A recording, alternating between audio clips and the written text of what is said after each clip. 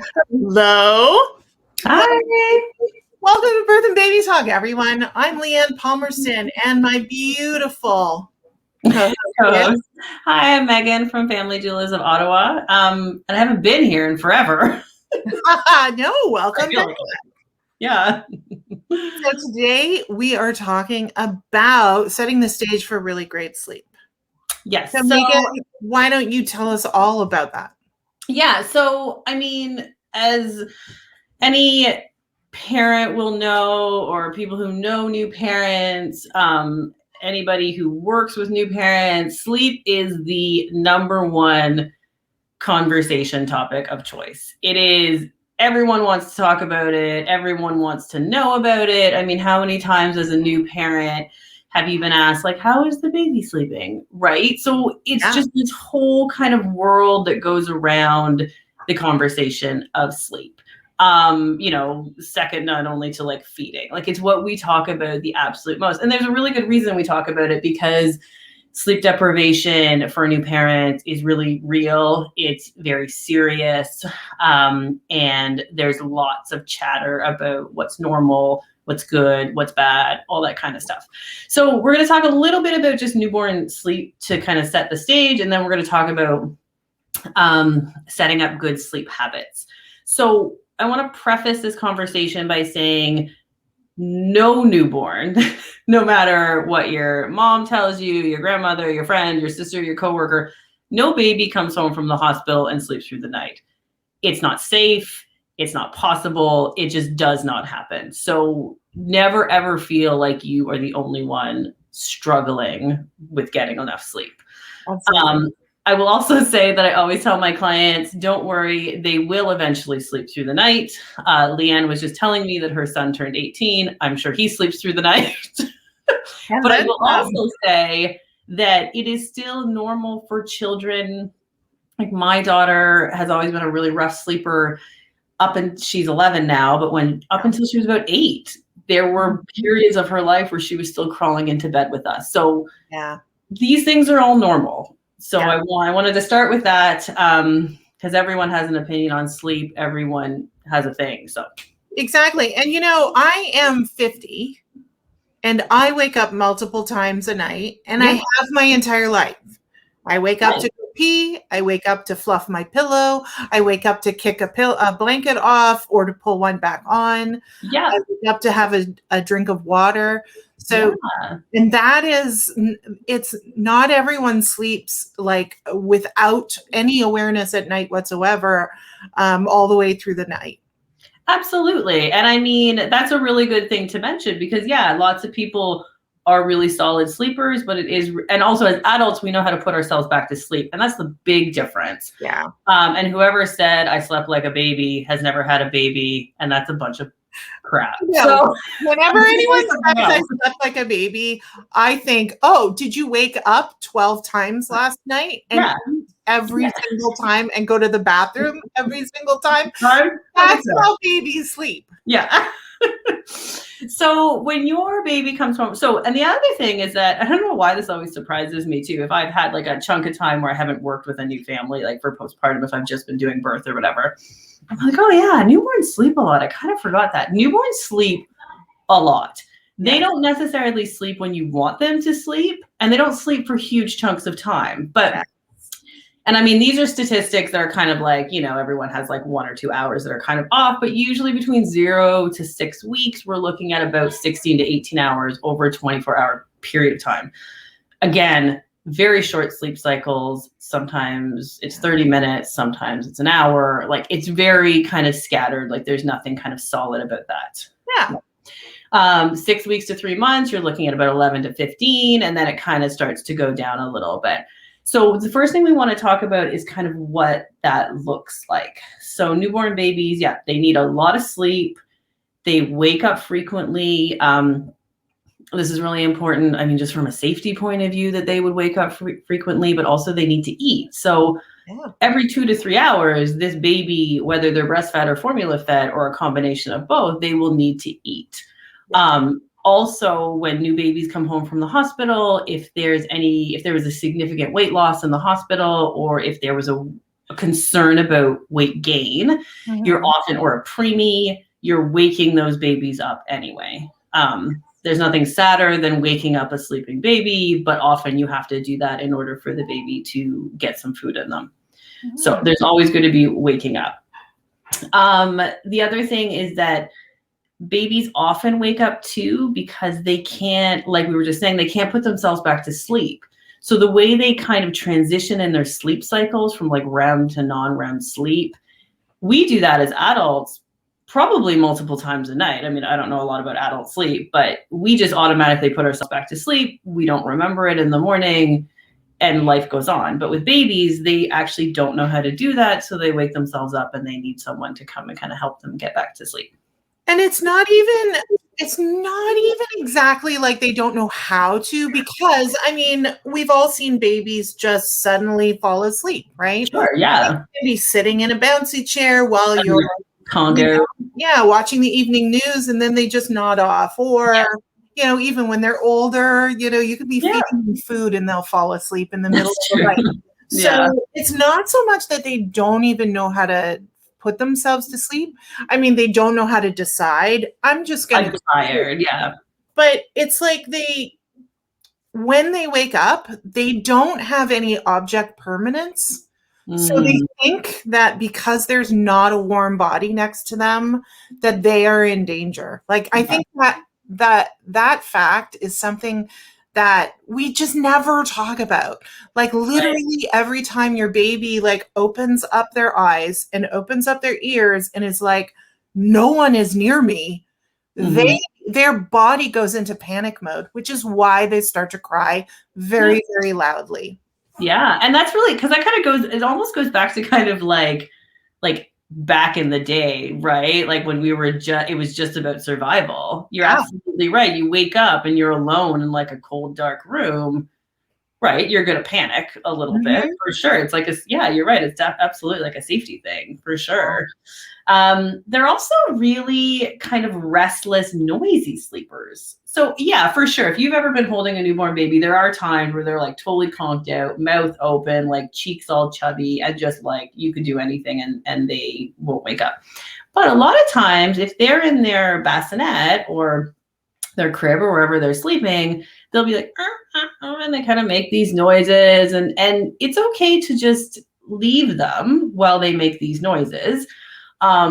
That doesn't mean that doesn't wake you up in the middle of the night. As a parent, it probably does, but you don't have to like hop out of bed right away. Obviously, if they're crying or they're showing feeding cues or they're getting to that point, but if they're just like kind of like like making little noises, you can just kind of leave them. Like they're just kind of figuring it out. They're safe. They're fine. So that's okay too. If they're a little bit noisy, it's nothing to worry about, nothing to get stressed about. So that's kind of like newborn sleep, like kind of what it looks like. Go through a little bit of safe sleep, and then we're going to talk a little bit about just like making good habits going forward in terms of sleep. So obviously with baby sleep, we talk about ABCs. So alone, back, crib is the acronym. So obviously we want the baby alone in their sleep surface, so crib or bassinet, so no bumpers, no stuffies, no extra blankets, no pillows, nothing like that, nothing decorative, just very, very plain.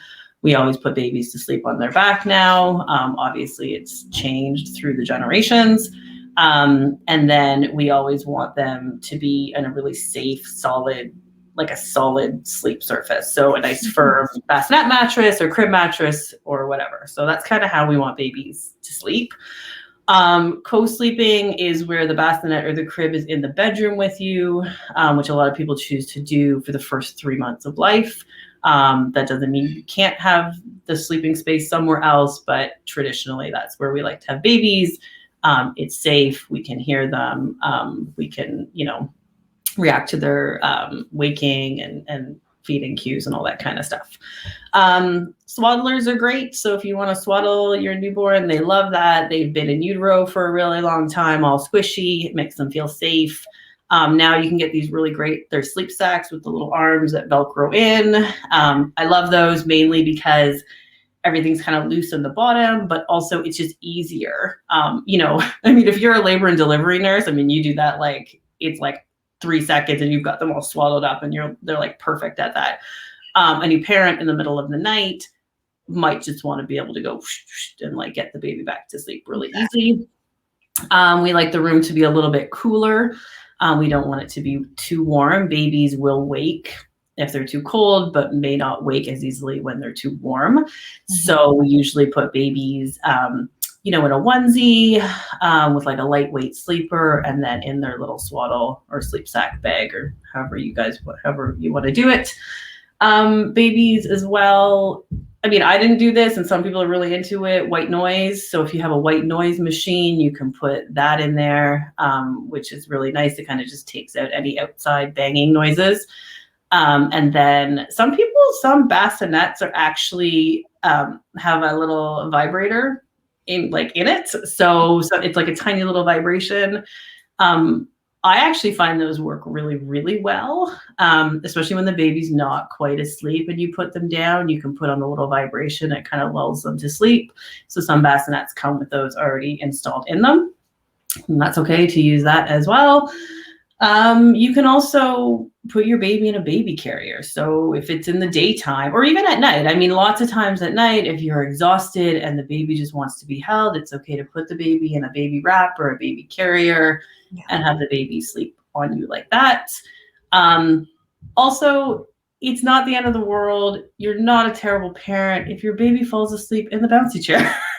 I mean, it is not where we want your baby to sleep unattended at night, but it's okay if it happens, or if you put the baby in a swing or one of those, I forget what they're called. They're kind of like I call them little spaceships. They kind of just move the baby back and forth. I want to call it a mama-roo, but I don't think it's sorry? A rock and play? Maybe. Is that what it's called? Yeah. So we don't there's some, and there's swings that are like the mama-roo. That's what I'm thinking, where I feel like it looks like a spaceship. Again. Yeah. And as long as you are awake. Yes. For sure. So important. If you are not awake, those babies need to be flat on their backs. Absolutely. And that's so important. So if you're up watching TV or folding baby clothes and you're like bouncing the bouncing chair and they fall asleep, then fine. If you want to leave them for a little while, let them sleep there. But ultimately what we'd like, the safest thing to do is to move the baby to a flat surface on their back. So those are the safe sleeps. For the good, so the other thing is I always tell clients, again, there is no rhyme or reason to newborn sleep when you come home. There is no night, there is no day, there is no rules. Like, they sleep when they sleep on you, they sleep in their bassinet, mostly on you, because that's what they want to do. They like to hear your heartbeat and smell your smell and be next to a warm body. But that doesn't mean you can't kind of like start these like good sleep habits. So in those first couple weeks, things are really kind of messy. It's messy, you're exhausted. Half the time you don't know what's day and what's night. So, and I think the good sleep habits aren't only beneficial for the baby going forward, but I think also for like the parent's mental health. Like, for you to not know when the days are rolling into the nights and vice versa, that's not good for a long period of time. You want to have that kind of like, this is day, this is night, this is what we're going to do type thing. Mm-hmm. Obviously, again, your baby's never going to sleep through the night when they're feeding. So kind of something you wanted, the first thing I like to tell my clients is differentiate day and night. So, if you have like a really solid daytime, so if your day really starts at 6 a.m. and like, let's say ends at 8 p.m. or whatever, during those daylight hours, like open the curtains, have the lights on, have the TV on or the music playing. Like, don't be afraid to make a lot of like noise. It's like awake time. Or, when the baby's awake, like engage with the baby and like talk to your baby and make eye contact and like walk them around the room so they can look at the lights and stuff. Like, it's kind of just signifying that it's daytime, right? when it's 8 o'clock at night or whatever, you turn down the lights, you make everything a little bit quieter. Everything is kind of like down to like a nighttime feel. And that's like the first thing I like to do is just really differentiate those two things. And again, you can start that right away if you want. It doesn't mean your 3-day-old is going to know what's day and night, but there's nothing wrong with kind of starting that routine. As you get further, as you get further, so, we're talking like 2 to 4 weeks, kind of in that kind of area, you can absolutely start implementing a bedtime routine. Again, they're really little. It's not, it's not going to like be magically like they're going to know it's nighttime or whatever, but you can kind of start that. When you set the foundations, what you're doing is you're just starting to sort of program these ideas into the baby that, when it's very bright and the sounds are really loud around you, that's daytime. That's more wakeful period. Yeah. And when it's quiet, when mommy sings this particular song or daddy or your caregiver, gives you a bath, that this is the signal to be like, we're going to be getting very restful now. And those will stack up over time. They don't work right away, but if you keep doing that over the first couple of months, then your baby will start to ease into longer night sleeps easily as soon as they're developmentally ready for it. Yeah. And I mean, it's all about the continuity, right? And I think that's one of the really important things is that some people feel like, and I mean, I get it. Like there's like a desperation for your baby to sleep. And so you're like, I need something to come in like a magic wand and this is going to be it. But first of all, I mean, it's not like that with anything. I mean, you have to really do the work. And also as babies change and as they grow and develop, sleep changes as well. Yes. So absolutely, like in those early days, so you can absolutely have a bedtime routine. You can have a bath, like fresh sleepers, read a book, sing a song, have a feed, and then go into whatever area is you're sleeping in. So, and if it's, the other thing I wanted to mention too is during the night to try to keep those rooms really similar. So if you're going, like, let's say you're going from the master bedroom where the bassinet is, and you come out to the living room to feed the baby, for whether you have a nicer chair out there or you don't want to disturb your partner or whatever. Yeah. You want to make sure that transition is similar. So don't go from like the bedroom that's dark and then into like the bright living room. Also, if you're feeding the baby bottles, try to have it kind of sorted in like a dimmer area. So you're not in the kitchen with the baby with like all the lights on, like, turning on bottle warmers and like all that stuff. Like try to keep everything really kind of chill and dark and quiet. The other thing that I like to do, and I realize this doesn't work for everybody, and also you may come into a problem during the feeding, I like to do the diaper change first because I find with the baby, after I fed the baby, they tend to be sleepier and everything, and I can put them back to sleep easier or back into their bassinet easier. Where if I then go and change the diaper, it kind of wakes them up and stimulates them a little bit more.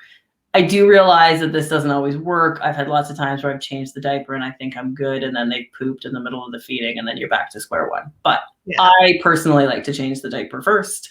And I also like to keep them in their little sleep sack, but with their arms free for them to kind of like touch the bottle or do whatever. And that way, when I put them back down, I can do the swaddle really quick and just get them back into the bassinet. I'm similar, but I always flip it. So I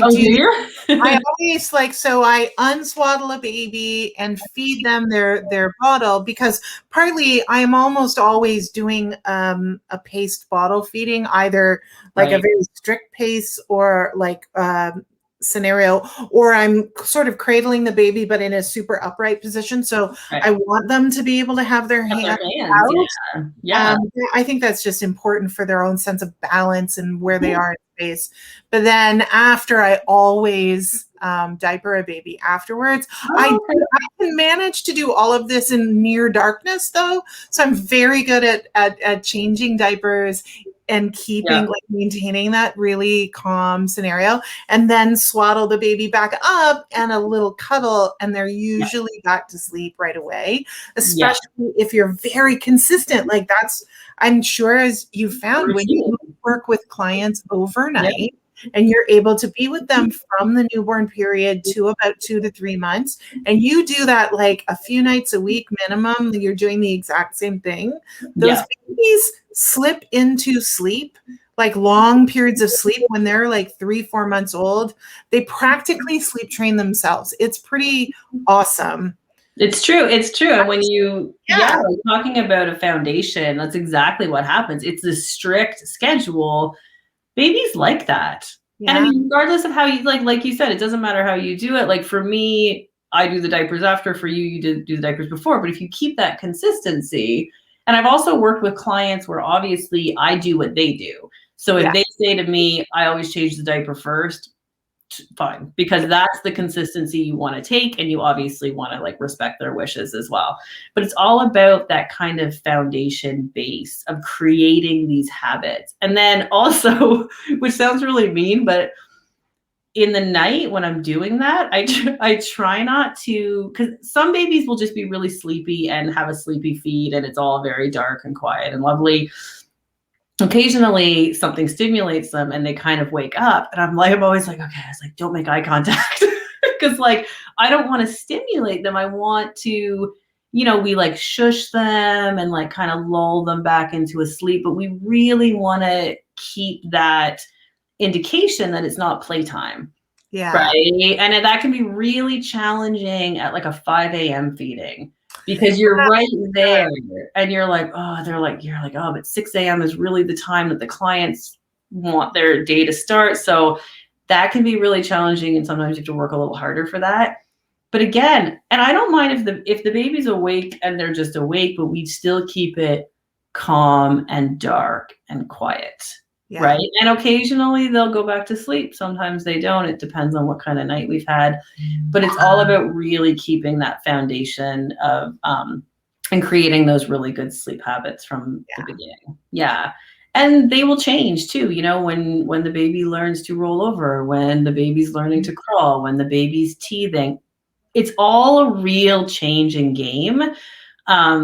And you have to kind of, as a parent, adapt to those changes and realize that sometimes we get the sleep really down pat, really solid, and then something changes, whether it's developmental or environmental, and then the baby, you kind of have to start from square one again, which can be challenging.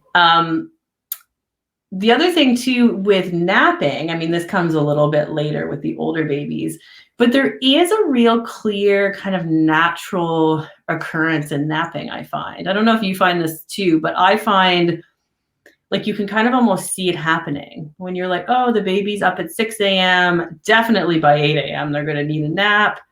And then they're up for another like hour and a half. Then they need another nap. So I always find that kind of, you can see that, that routine kind of forming, and then you can build on that. Sure. You can see. And what I feel like it's between every growth spurt, there's a pattern. Right. So, and then the growth spurt happens and it interrupts a pattern, and then a new pattern happens. So I find that, like maybe your baby wakes at 5:30 every day and they have a feed, and then they sleep for about 45 minutes, and then they're kind of up for the day. They become really hyper alert. And then you hit like a growth spurt, and then maybe that 5:30 wake up moves over to about 6 a.m. And so like you just start to pick up on these things. So when you can really tune into your baby and kind of step back a little and be like, what's going on with them? And you will see those patterns emerge. So even in the very beginning, we see the babies have cycles that they do follow. It's just that the cycles shift and change depending on what's going on in their lives, what age they're at, what developmental phase they're in at that moment. They will shift around until they start. What I find is it becomes more obvious when they're able to be awake for longer periods, because it becomes really obvious what is sleeping and what is waking. And you're like, oh yeah, my baby can't be awake for more than 30 minutes at a time, or they like lose their minds. And that's when you can really start to notice the sleeping cues that they start to give. That show like, hey, I could be totally put down for a nap right now. Yeah. And I mean, I think some parents like worry that they're not going to recognize those cues, that they need to go by kind of this black and white rule book of what it looks like. But honestly, it just kind of comes to you. You're like, oh, like for me with a little tiny baby, like you can almost see it in their eyes. Like their eyes get a bit puffy, and then they're a little irritable, like where they, they've been fed and changed, but they're like, oh, they don't want to be put down, or like.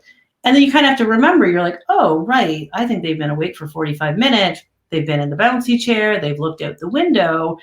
And that might not seem like a lot for us, but for a little baby, that's really intense. It's a lot of stimulation. Yeah. So as a parent, too, you just have to trust your instincts. You have to, and you will learn that as you go. And just because, like your sister's baby can be awake for 2 hours and then sleep for 4, your baby may not be that baby. They may be, and it's okay too. I always tell my clients, if you think you're going crazy, to like, you can have a sleep journal. And I did that with my second, just because I thought I was going crazy, where I was like, wait a minute, did he really only sleep for 8 minutes? Like, is that real? Is this really happening? So I would like, for about a week, I just like, for my own sanity, I tracked his sleep and was like, I'm not crazy. He literally sleeps for 14 minutes at a time, right? And so then kind of in learning about my baby in that way, I was like, okay, this is the kind of baby he is. He's not the same as my daughter. And so we're going to kind of like cater to that and kind of become in tune with that and figure out how to do it.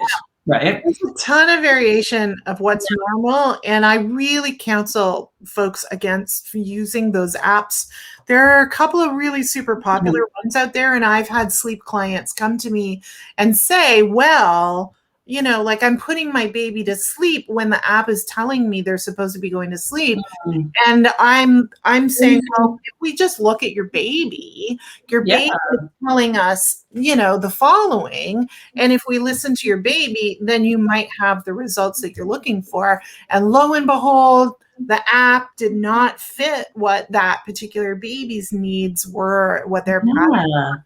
So it's really important to kind of make sure you're watching the baby, not watching clocks and apps and things like that. Those can give you some, some wider information around what is going on in general. Yeah. You have to then take that information and filter it through an actual human being. Yeah. And that's true. I think sometimes we almost forget about that. We're like, babies they're people, right? And I mean, they have days where they want to eat a lot of food and days when they don't, and days when they want to sleep a lot and days when they don't, just like we do. Like there's no like hard set of rules that you need. And you really need to look at your baby, try to figure out their cues. And it does come really it will come to you. That's the most important thing, is that like you will learn about your baby just like you learn about your child, just like how you learn about your adult children, I'm sure. Yeah. Like, you just get to know them. It's like getting to know your partner in life if you have a partner. Exactly. Right? Yeah, it's the same thing. Yeah. So definitely, so things like the most important things to take away from this is that, every baby is different. Newborns definitely sleep a lot, but not for long periods of time, mostly because they need to eat. And also the best thing to do in the beginning is really try to differentiate night and day. And that's like a really good first step, and then kind of build on that. Yeah. I always recommend, and I'm going to be sharing a handout that we give our clients. And we always say, like, right from the beginning, I mean, give yourself a few days to learn how to breastfeed and things like that. Learning how to breastfeed, applicable. Off a few days to recover from your birth. And then, every time early in the morning when you get up, just like walk outside onto your balcony or your front porch, your back porch, walk around the block if you want to, like get outside and get some sunlight, even filtered through clouds, get some light, natural light on your baby's face for 15 minutes every early morning. And by early morning, I don't mean you need to get up at 5 and get your butt out the door. Don't set the alarm. Like you can throw your robe on or a ratty old hoodie if you want to and just walk out, like into the backyard for a few minutes and just breathe some nice cool air at like 6, 7, 8, even 9 in the morning. And then do that again around 4, 5, 6 in the evening.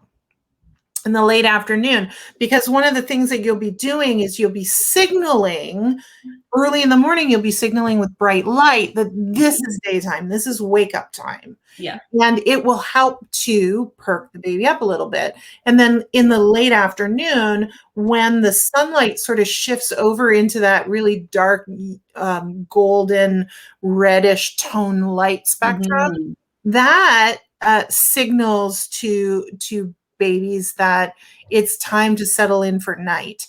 And for us, when we get those light signals, it helps us to reinforce our circadian rhythms. And these circadian rhythms don't resolve until around 2 months of age. Yeah. And they don't produce their own melatonin early in their babyhood. So what we're doing is we're helping them to produce those things. And if we're breastfeeding a baby, we're giving baby melatonin late in the afternoon. So we're helping to prime baby for good evening sleep and longer, better night sleeps. So that's one of those like really easy things that you can do to help your baby sort of set up a foundation of like, this is day and this is night, very simply right from the beginning. That's actually a great idea. Not only for all of what you just explained, but for like mental health as well. And also, the fresh air is good for everybody, including a baby. I always tell my clients, like, go for a walk with the baby. Like if you're having trouble with the naps or, the baby's having a hard time settling down at night, if the weather permits it and you're good with it, try to get outside and get that fresh air, get that vitamin D. Like it's just really, really good for you. So I think that serves definitely as a double purpose. Absolutely. Yeah. So I hope that was helpful. I mean, oh, sorry. Now my phone's ringing. Sorry, everybody. It's like I meant to put it on vibrate. Thank you so much, Megan, for sharing those amazing tips on this. So folks, if you are looking for any sleep help in Ontario, you can get in touch with us. I am our sort of sleep consultant here at Birth and Baby Talk at Hamilton Family Doulas, and for the clients of Family Doulas of Ottawa and Toronto Family Doulas, I'm only too happy to help you guys figure out how to help your baby have a really great night's sleep, help yourselves have a really great night's sleep as well. Now, don't forget to sign up to our newsletter where, like I mentioned earlier, we share things like awesome printables to help give you practical hands-on information for helping have a great pregnancy, birth, and postpartum experience. And come back next week, same time, Wednesdays at noon here on Facebook. Next week, Megan Grant is joining us to talk about introducing your newborn baby to your under 5 children. So, and then the following week, she's going to talk about introducing your newborn baby to your kids who are over the age of 5. So introing your baby to your other littles is going to be a really great topic to delve into. So I hope you join us then. Thanks for hanging out with us today. We'll see you next time.